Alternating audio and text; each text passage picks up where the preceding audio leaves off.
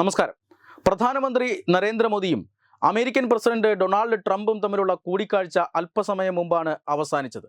White ഹൗസിൽ നടന്ന ചർച്ച ഇരു രാജ്യങ്ങളിലെയും ജനങ്ങൾ മാത്രമല്ല, ലോകമെമ്പാടുമുള്ള ആളുകൾ ഈ ചർച്ച എങ്ങനെയാകും, എന്താണ് ഇവർ സംസാരിക്കുക, എന്ത് തീരുമാനമാണ് കൈക്കൊള്ളുക എന്നത് ചെവിയോർത്തിരിക്കുകയായിരുന്നു. കാരണം അത്രമാത്രം പ്രധാനപ്പെട്ട രണ്ട് രാജ്യങ്ങളുടെ തലവന്മാരാണ് വൈറ്റ് ഹൗസിൽ ചർച്ച നടത്തിയത്. ട്രംപ് അധികാരത്തിൽ വന്നതിന് ശേഷം ചുരുക്കം ചില നേതാക്കൾ മാത്രമേ അമേരിക്കയിലേക്ക് എത്തിയിട്ടുള്ളൂ. അതായത് ഒരു മാസം പോലും പൂർത്തിയാക്കുന്നതിന് മുമ്പ് ഡൊണാൾഡ് ട്രംപും ഇന്ത്യൻ പ്രധാനമന്ത്രി നരേന്ദ്രമോദിയും തമ്മിലുള്ള കൂടിക്കാഴ്ച നടന്നിരിക്കുന്നു എന്നുള്ളത് ലോകക്രമത്തിൽ ഇന്ത്യയുടെ സ്ഥാനം വ്യക്തമാക്കുന്ന ഒരു കാര്യമാണ്. എന്തായാലും ഏറ്റവും പ്രധാനപ്പെട്ട ഒരു കാര്യം അമേരിക്കൻ പ്രസിഡന്റ് പറഞ്ഞത് മുംബൈ ഭീകരാക്രമണ കേസിലെ മുഖ്യപ്രതിയായ തഹവൂർ റാണയെ ഉടൻ ഇന്ത്യക്ക് കൈമാറും എന്നാണ്. അതായത് ഈ ഭീകരവാദിയെ ഉടൻ തന്നെ ഇന്ത്യക്ക് കൈമാറണമെന്ന് ഏതാനും ദിവസങ്ങൾക്ക് മുമ്പ് അമേരിക്കൻ സുപ്രീം കോടതി ഉത്തരവിട്ടിരുന്നു. ഇനി ഇതിൻ്റെ നടപടിക്രമങ്ങൾ പൂർത്തിയാക്കേണ്ടത് അമേരിക്കൻ ഭരണകൂടമാണ്. ആ ഉറപ്പാണ് ഇപ്പോൾ ഭരണകൂടത്തിൻ്റെ ഭാഗത്തു നിന്നും ഇന്ത്യക്ക് കിട്ടിയിരിക്കുന്നത്. ഒരുപക്ഷെ നരേന്ദ്രമോദി ഈ ചർച്ചയിൽ ആദ്യം ഉന്നയിച്ച ആവശ്യവും ഇതായിരിക്കാം. കാരണം അത്രമാത്രം ഇന്ത്യക്ക് പ്രാധാന്യമുള്ളതാണ് തഹാവൂർ റാണയെ ഇന്ത്യക്ക് വിട്ടുകിട്ടുക എന്നുള്ളത്. എന്താണ് മുംബൈ ഭീകരാക്രമണത്തിന് പിന്നിൽ നടന്നത് എന്നുള്ളതുമായി ബന്ധപ്പെട്ട കൂടുതൽ അന്വേഷണത്തിന് അത് വളരെ അത്യാവശ്യമാണ്. ഇന്ത്യയിൽ തഹാവൂർ റാണയെ വിചാരണ ചെയ്യേണ്ടത് അത്യാവശ്യമാണ്. അത് രാഷ്ട്രത്തിൻ്റെ അഭിമാനത്തിൻ്റെ പ്രശ്നമാണ്. അതുകൊണ്ട് തന്നെ ഈ നടപടിക്രമങ്ങൾ വേഗത്തിലാക്കണം എന്ന് പ്രധാനമന്ത്രി നരേന്ദ്രമോദി ഈ ചർച്ചയിൽ ആവശ്യപ്പെടുന്നു. ആ ആവശ്യം പ്രസിഡന്റ് ഡൊണാൾഡ് ട്രംപ് അംഗീകരിക്കുകയും ചെയ്യുന്നു. എത്രയും വേഗം ഇയാളെ ഇന്ത്യയിലേക്ക് അയക്കും എന്ന് പറയുകയും ചെയ്യുന്നു. മാത്രമല്ല, അമേരിക്കൻ കുടിയേറ്റ വിഷയത്തിൽ ഇന്ത്യ അമേരിക്കയ്ക്ക് ശക്തമായ പിന്തുണ അറിയിക്കുന്നു എന്നുള്ളതാണ് രണ്ടാമത്തെ കാര്യം. ഒരു രാജ്യത്തും ഇങ്ങനെ അനധികൃതമായി കുടിയേറി പാർക്കുന്നത് ശരിയല്ല.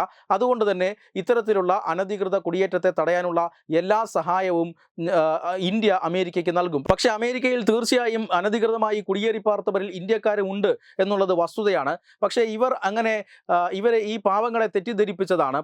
ഇത്തരം ആൾക്കാർക്കുള്ളിൽ സ്വപ്നങ്ങൾ ഒരുപാട് തിരികെ കയറ്റി അവരെ അമേരിക്കയിലേക്ക് നാടുകടത്തുന്ന മനുഷ്യക്കടത്ത് സംഘങ്ങളുണ്ട്. ഇവരാണ് യഥാർത്ഥത്തിൽ ശിക്ഷിക്കപ്പെടേണ്ടവർ. ഇങ്ങനെ അനധികൃത കുടിയേറ്റക്കാരല്ല. അതുകൊണ്ട് തന്നെ യഥാർത്ഥ കാരണം ഇരിക്കുന്നത് ഈ മനുഷ്യക്കടത്ത് സംഘങ്ങളിലാണ്. ആഗോളതലത്തിൽ തന്നെ പല രാഷ്ട്രങ്ങൾക്കും ഭീഷണിയായിക്കൊണ്ടിരിക്കുന്നത് ഈ മനുഷ്യക്കടത്ത് ശൃംഖലകളാണ്. ഈ മനുഷ്യക്കടത്ത് ശൃംഖലകൾക്കെതിരെ യോജിച്ച പോരാട്ടം ഉണ്ടാകണം എന്ന് ഇന്ത്യ ആവശ്യപ്പെടുന്നു. അമേരിക്ക അത് 100% അംഗീകരിക്കുകയും ചെയ്യുന്നുണ്ട്. മാത്രമല്ല, ഇനി വ്യാപാര രംഗത്ത് മികച്ച സഹകരണം ഉണ്ടാകും, പ്രതിരോധ രംഗത്ത് മികച്ച സഹകരണം ഉണ്ടാകുമെന്നെല്ലാം അമേരിക്ക വാഗ്ദാനം ചെയ്യുന്നു. അമേരിക്ക ഇന്ത്യക്ക് എണ്ണ നൽകാൻ തയ്യാറാകുന്നു.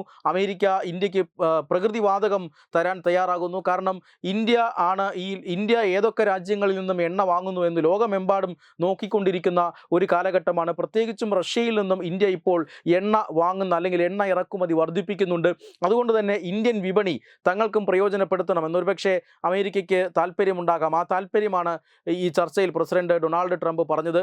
മാത്രമല്ല, പ്രതിരോധ സഹകരണമാണ് അടുത്തത്. അതായത് ഈ പ്രതിരോധ രംഗത്ത് അമേരിക്കയുടെ ഉൽപ്പന്നങ്ങൾ ഇന്ത്യയും വാങ്ങണം എന്ന് അമേരിക്ക പറയുന്നുണ്ട്. കാരണം പ്രതിരോധ രംഗത്ത് ഇന്ത്യ ഇപ്പോൾ ഒരു മികച്ച ഉൽപ്പാദക രാഷ്ട്രമാണ്. മാത്രമല്ല, പ്രതിരോധ രംഗത്തെ ഉൽപ്പന്നങ്ങൾ കയറ്റുമതി ചെയ്യുന്ന രാഷ്ട്രം കൂടിയാണ്. ഇന്ത്യയുടെ പ്രതിരോധ കയറ്റുമതിയിൽ ഏറ്റവും കൂടുതൽ നടക്കുന്നത് അമേരിക്കയിലേക്കുമാണ്. അതായത് അമേരിക്കയാണ് ഇന്ത്യൻ പ്രതിരോധ ഉൽപ്പന്നങ്ങൾ ഏറ്റവും കൂടുതൽ വാങ്ങുന്ന രാജ്യം.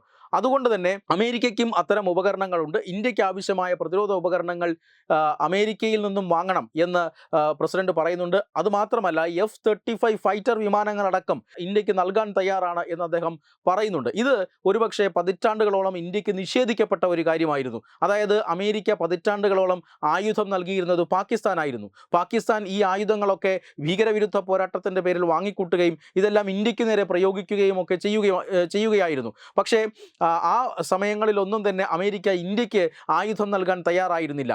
കാർഗിൽ യുദ്ധകാലത്ത് പോലും ഇന്ത്യ അമേരിക്കയുടെ ആയുധങ്ങൾ ആവശ്യപ്പെട്ടിരുന്നു. പക്ഷേ അത് നിഷേധിക്കുകയാണ് ഉണ്ടായത്. പക്ഷേ ഇപ്പോൾ അതല്ല. പാകിസ്ഥാനെ പൂർണ്ണമായും അമേരിക്ക കൈവിട്ടിരിക്കുന്നു.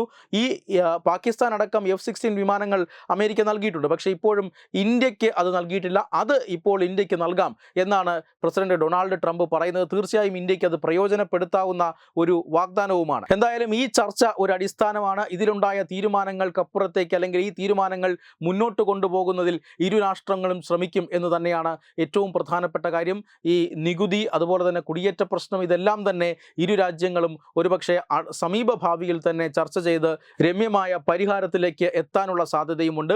പക്ഷേ ഏറ്റവും പ്രധാനപ്പെട്ട കാര്യം, പ്രതിരോധ രംഗത്ത് ഇന്ത്യ അമേരിക്ക സഹകരണം വർദ്ധിക്കുന്നു. അത് പാകിസ്ഥാനെ സംബന്ധിച്ചിടത്തോളം വലിയ തിരിച്ചടിയാവുകയും ചെയ്യുകയാണ്. Web desk Tathvamayi news. Edubix online executive education.